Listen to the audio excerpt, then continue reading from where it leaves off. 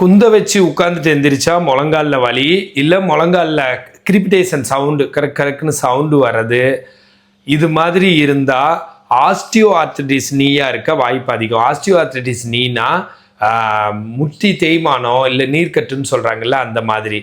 Osteo arthritis நீன்னு எப்படி சொல்கிறேன்னா, அதனோட ஏர்லி சிம்டமே அந்த குந்த வச்சு உட்காந்துட்டு எந்திரிக்கிறப்போ வலிக்கிறது தான். இருக்க குந்த வச்சே உட்கார முடியாமல் ஆகிடும். குந்த வச்சு மீன்ஸ் இந்தியன் டாய்லெட்டில் உட்காரல ஸ்குவாட் பண்ணி உட்கார்றது தான் குந்த வச்சு உட்கார்றது. அதில் தான் சிம்டம் ஆரம்பிக்கும். அதுக்கப்புறம் ரொம்ப படி ஏறி இறங்கினா வலிக்கிறது, ரொம்ப தூரம் வாக்கிங் போனால் வெயிட் பேரிங் எக்ஸசைஸ் வாக்கிங் போனால் வலிக்கிறது. அதுக்கப்புறம் பார்த்தீங்கன்னா ஒரு மலை ஏறுறப்ப வலி, ட்ரெட்மில்ல ஓடுறப்ப வலி, இல்லை ஜாகிங் ரன்னிங் போனால் வலிக்கிறது, அப்புறம் வீட்டுக்குள்ளே நடந்தாலே வலி. இப்படி தான் கொஞ்சம் கொஞ்சமாக ஸ்டெப் பை ஸ்டெப்பாக அந்த ஸ்டேஜ் அதிகமாகும். அப்புறம் எந்நேரம் வலிக்க ஆரம்பிச்சிடும், நைட்டு தூங்க விடாது. பர்டிகுலர்லி முழங்காலில் உள் சைடு மீடியல் ஆஸ்பெக்டில் தான் ஃபஸ்ட்டு ஆரம்பிக்குது நிறைய பேர்த்துக்கு. சிலருக்கு லேட்ரல், சிலருக்கு கீழே ஆன்டீரியர், சிலருக்கு போஸ்டீரியராக கொஞ்சம் வலிக்குது. போஸ்டீரியர்னா பின்னாடி, ஆன்டீரியர்னா முன்னாடி, மீடியல்னா உள்ள, லேட்ரல்னா வெளியில் முழங்காலுக்கு. ஸோ இது இன்னைக்கு மோஸ்ட் காமனாக 34 வயசுக்கு மேலே வருது. சிலருக்கு இன்னும் சீக்கிரமே வருது.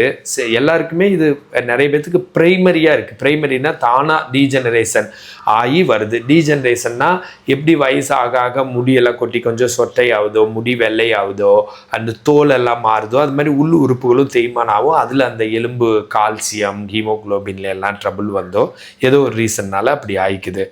ஸ்ட்ரெஸ்னால கூட ஆகுது. டென்ஷன், ஸ்ட்ரெஸ்ஸு, ஆங்க்ரி, கோபம், இதனால எல்லாம். ஸோ இப்படியெல்லாம் நடந்து அது ஆவறது பிரைமரி ஆஸ்டியோ ஆர்த்ரைட்டிஸ் நீ. சிலருக்கு ஏசிஎல் டேர், ஆன்டீரியர் குரூசியட் லிகமெண்ட்டோ, இல்லை போஸ்டீரியர் குரூசியட் லிகமெண்ட்டோ, மெனிஸ்கல் டேரோ, ஏதோ ஸ்போர்ட்ஸ் இன்ஜுரி விளையாட்டப்போ இன்ஜுரி ஆயோ, இல்லை ஃப்ராக்சர் ஆயோ, அடிபட்டோ, அந்த இடத்துல டிஸ்லோகேட் ஆயோ, அந்த மாதிரியெல்லாம் நடந்து அந்த காயமாகி ரொம்ப நாள் கட்டு போட்டு படுத்து சரியாக static quadriceps exercise and other exercise செய்யாமல் அந்த இடத்துல செகண்டரி ஆஸ்டியோ ஆர்த்ரைட்டிஸ் நீ அடிபட்டதுனால உள்ள நீர் கோர்த்துக்கிட்டு ஆஸ்டியோ ஆர்த்ரைட்டிஸ் வந்துடுது. செகண்டரி ஆஸ்டியோ ஆர்த்ரைட்டிஸ் நீ அதனால் இது வந்துடுது. இது எப்படி நடக்குதுன்னா, ஃபீமருங்கிற எலும்பு, டிபியா, ஃபிபுலாங்கிற எலும்பு காலில் கீழே இருக்கிறது, ஃபீமர் தொடையில் இருக்கிறது, பெட்டல்லான்னு மேலே இருக்கிற எலும்பு, இதெல்லாம் ஜாயின் ஆகி தான் இந்த முட்டி ஃபார்ம் ஆகுது. அந்த முழங்காலில் இடையில சைனோவில் ஃப்ளூயிடுன்னு இருக்குது. அந்த சைனோவில் ஃப்ளூயிடில் குளுக்கோசமின் HClலாம் இருக்குது. அதோட கண்டென்ட் குறைஞ்சிட்டு அந்த லூப்ரிகேஷன் கிரீஸ் மாதிரி அந்த திரவம், அந்த லூப்ரிகேஷன் குறையிறதுனால HCl குளுக்கோசமின்லாம் குறையிறதுனால இந்த மாதிரி தேய்மானம் இந்த மாதிரி வலி வருது. இதுக்கு எக்ஸசைஸ் நிரந்தர தீர்வாக இருக்குது. இதுக்கான எக்ஸசைஸை அண்ட் டூஸ் அண்ட் டோன்ட்ஸை மோனிஷா சொல்லுவாங்க. இது மாதிரி இருந்தால் நீங்கள் வீட்டுக்குள்ளே ஒரு சாஃப்ட் செப்பல், வீட்டுக்கு வெளியில் ஒரு சாஃப்ட் செப்பல் போட்டுக்கலாம். ஏன்னா நம்ம வெயிட்டை ஊன்றப்போ நம்ம வெயிட் மாதிரி 3 மடங்கு ஷாக் உள்ளே இறங்குது. ஃபார் எக்ஸாம்பிள் நம்ம 70 கிலோனா 70 × 3 210 கிலோ ஷாக் இறங்குது. அதை குறைக்கிறதுக்காக நம்ம சாஃப்டான செப்பல் வீட்டுக்குள்ள ஒன்று வெளியில் ஒன்று போட்டுக்கலாம். ஷூ போடுறவங்க உள்ள சிலிக்கான் லேயர் வச்சு ஷூ போட்டுக்கலாம். இப்போ அதுக்கான ஸ்டாட்டிக் குவாட்ரிசெப்ஸ் எக்ஸசைஸை மோனிஷா சொல்லி கொடுப்பாங்க.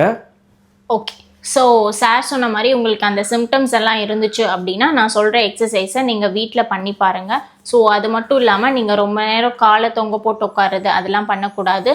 ஸ்டெப்ஸ் எதுவும் ரொம்ப ஏறுறீங்க அப்படின்னா அது எல்லாத்தையும் அவாய்ட் பண்ணுங்கள். ஸோ நான் சொல்லித்தர எக்ஸசைஸை நீங்கள் வீட்டில் ட்ரை பண்ணலாம். ஸோ இந்த எக்ஸசைஸ் பேர் ஸ்டாட்டிக் குவாட்ரிசெப்ஸ் எக்ஸசைஸ் அப்படின்னு சொல்லுவாங்க. ஸோ ஃபர்ஸ்ட் என்ன பண்ணணும் அப்படின்னா, நீங்கள் டவலை உருட்டாமல் ஜஸ்ட்டு மடிக்கணும். ஃபோல்ட் பண்ணி ஜஸ்ட் ஒரு கையளவு மடித்து ரைட் சைட் முட்டிக்கு அடியில் வைக்கணும். ரொம்ப பெருசாகவும் வைக்கக்கூடாது, ரொம்ப சின்னதாகவும் இருக்கக்கூடாது. ஜஸ்ட் வச்சுட்டு ஃபஸ்ட்டு காலை நேராக வைக்கணும். வச்சுட்டு முட்டியை அந்த துண்டில் கீழே ப்ரெஸ் பண்ணணும். ப்ரெஸ் பண்ணிவிட்டு 10 செகண்ட் ஹோல்ட் பண்ணணும்.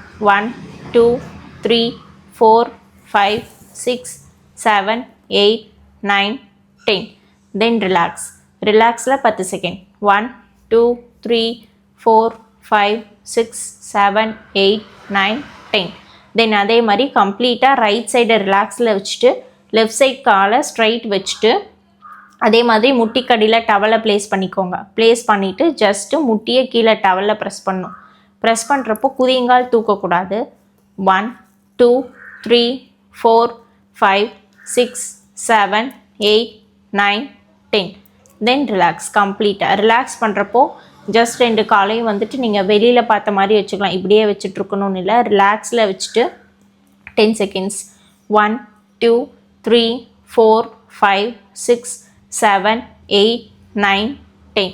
ஸோ இந்த எக்ஸசைஸ்லாம் பண்ணுறப்ப ப்ராப்பராக டவல் பிளேஸ்மெண்ட் வச்சுட்டு காலை ஸ்ட்ரைட்டாக வைக்கிறது, ரிலாக்ஸ் வைக்கிறப்போ கம்ப்ளீட் ரிலாக்ஸ் வைக்கிறது, இது எல்லாமே நீங்கள் வீட்டில் ஃபாலோ பண்ணணும்.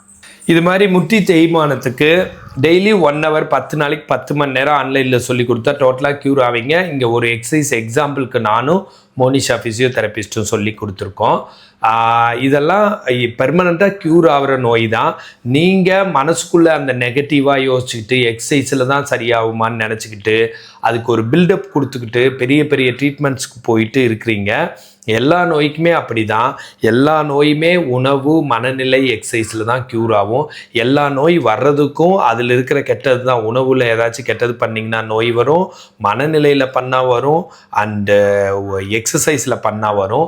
அதே மாதிரி க்யூர் ஆகிறதும் உணவில் நல்லா கான்சன்ட்ரேட் பண்ணால் நல்லாவும், மனநிலையில் கான்சன்ட்ரேட் பண்ணால் பாசிட்டிவாக அன்பாக மகிழ்ச்சியாக இருந்தால் நல்லாவும், அண்டு எக்ஸசைஸில் கான்சன்ட்ரேட் பண்ணால் நல்லாவும்.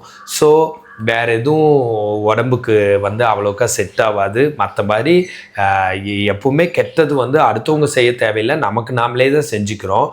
நீங்கள் பெருசாக பில்டப்பாக யோசித்து பெருசாக எதையோ நம்புனீங்கன்னா நீங்களாக போய் அதில் தேவையில்லாமல் மாட்டிக்கிட்டு நீங்களாகவே அந்த நோய்க்கு சிம்பிளாக சரியாக வர நோய்க்கு நீங்களாகவே இழுத்து போட்டுக்கிறீங்க.